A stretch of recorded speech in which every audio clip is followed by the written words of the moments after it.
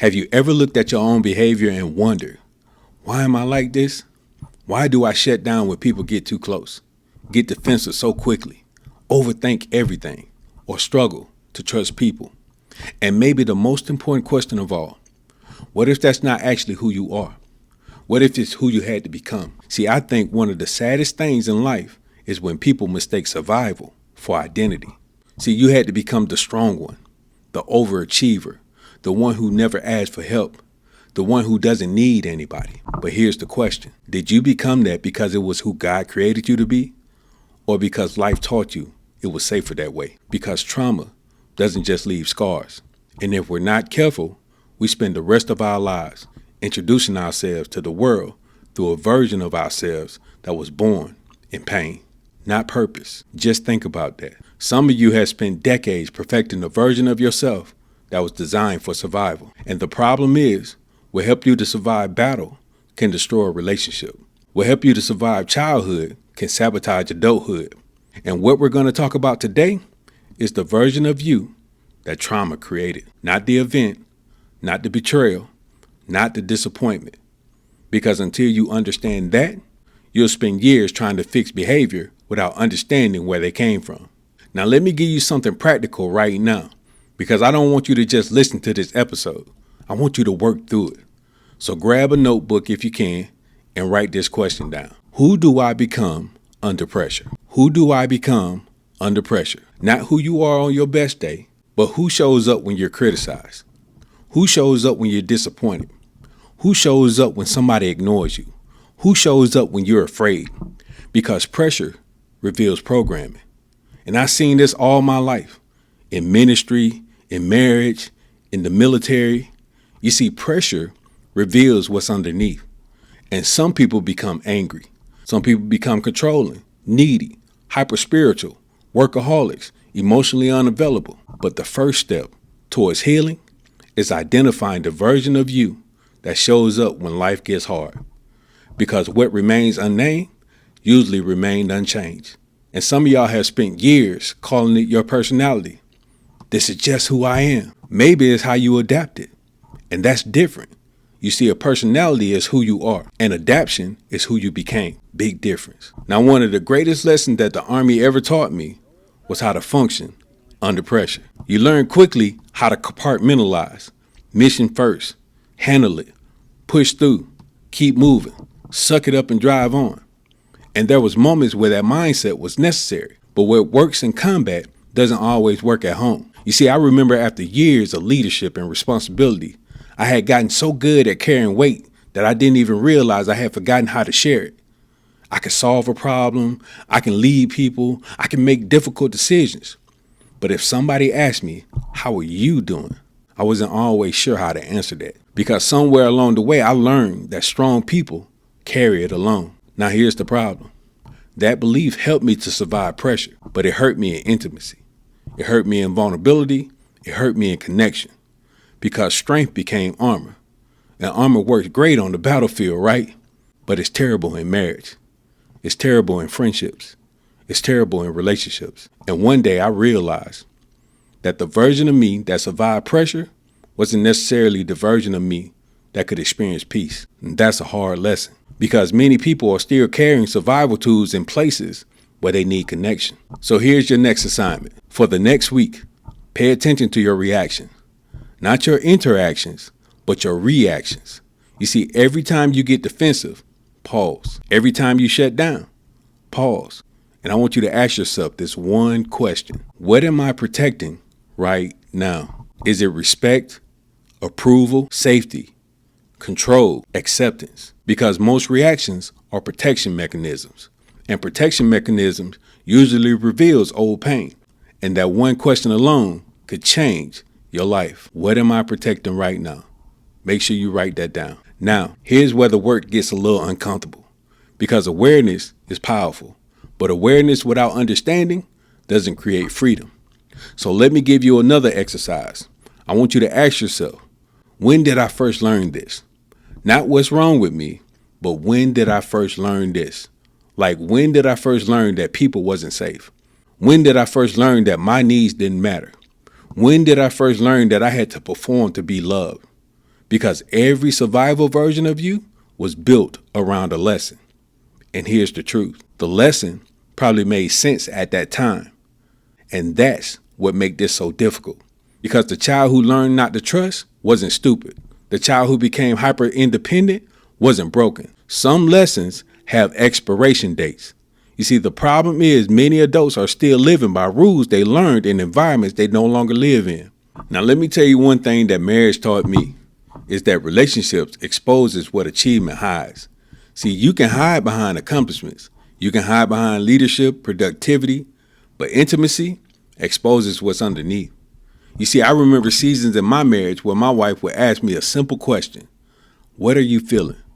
And honestly, I didn't always know. And I can tell her what needed to be fixed. I can tell her what needed to be done. I can tell her the plan. But I couldn't always tell her what was happening inside of me. And that's when I realized something. You can't connect deeply with others while remaining disconnected from yourself. And many men know how to provide, but they don't know how to be present. Many men know how to perform, but they don't know how to be vulnerable. Many men know how to carry responsibility, but they don't know how to receive support. Because the version of them that survived wasn't built from intimacy. It was built from protection. And protection has a cost. Now, every survival version carries a belief, a lie, an agreement, something it believes is true. The controlling version of you says, if I don't control everything, something bad will happen. The people-pleasing version of you says, if everybody is happy with me, I'll be safe. The hyper-independent version of you says, I can only depend on myself. The perfectionist version of you says, if I make a mistake, I'll lose love.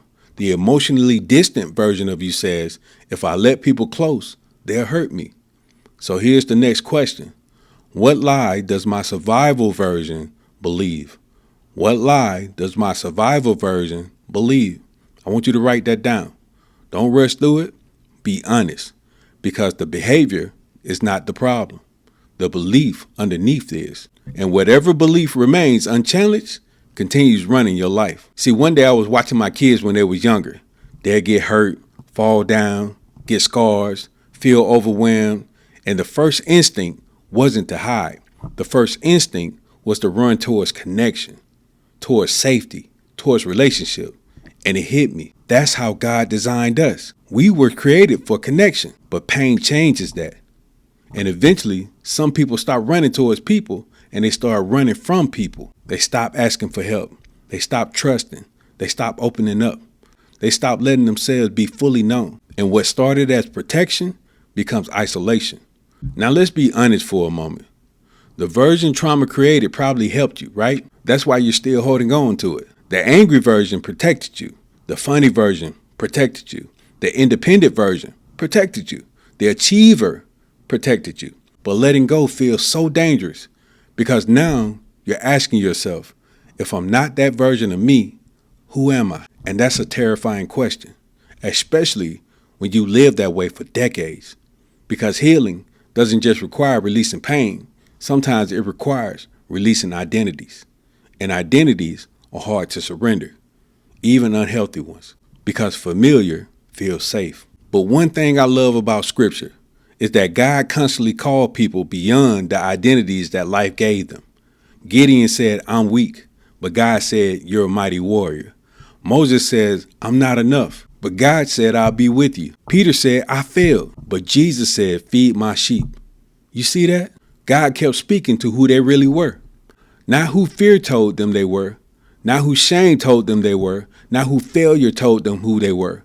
And maybe that's what he's trying to do for some of you right here today.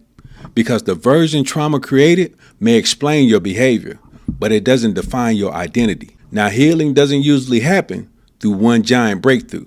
It happens through small, repeated decisions. Now, if pain taught you not to trust anyone, trust one safe person. If pain taught you to hide everything, share one honest thing. If pain taught you to handle everything alone, ask for help just once. And if pain taught you to expect rejection, stay present instead of pulling away. Small risks repeated consistently, because freedom is built through new experiences. You don't just think your way into healing, you practice your way into healing.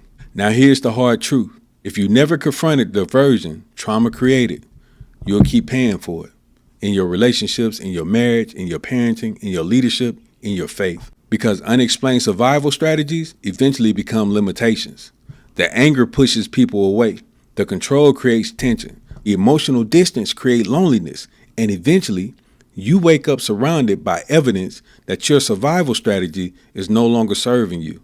And that's when change becomes necessary.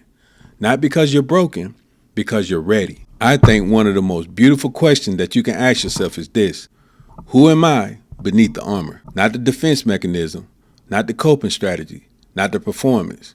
Who am I underneath it all? Because healing isn't becoming somebody else. It's becoming more fully yourself. The person God intended before you got involved, before shame got involved, before rejection got involved, before survival became your identity. The real you is still there. Buried maybe, hidden maybe, but still there, waiting. Because some of you aren't living as the person God created you to be. You're living as the person pain trained you to be. Pain may have influenced you. Pain may have shaped you. Pain may have taught you lessons. But pain doesn't get the final vote. See, you're not the version that trauma created. You're not the defense mechanism. You're not the survival strategy. You're not the armor. Those things helped you to survive, but they were never meant to become your identity. And maybe that's the invitation today. Not to become somebody new, but to stop hiding the person that God created underneath the protection. So for the next 7 days, pay attention to every time you become defensive and ask, what am I protecting right now? Because the question may reveal the version that trauma created. And once you can see it, you can stop living from it. Now, if this episode spoke to you, like and share it with somebody who's been carrying a version of themselves they no longer want to be. And if you're ready to stop confusing survival with identity, I want to encourage you to grab a copy of my book, Never Broken: How God Reveals What Life Tries to Shatter. The link is in the description below. Grab your copy.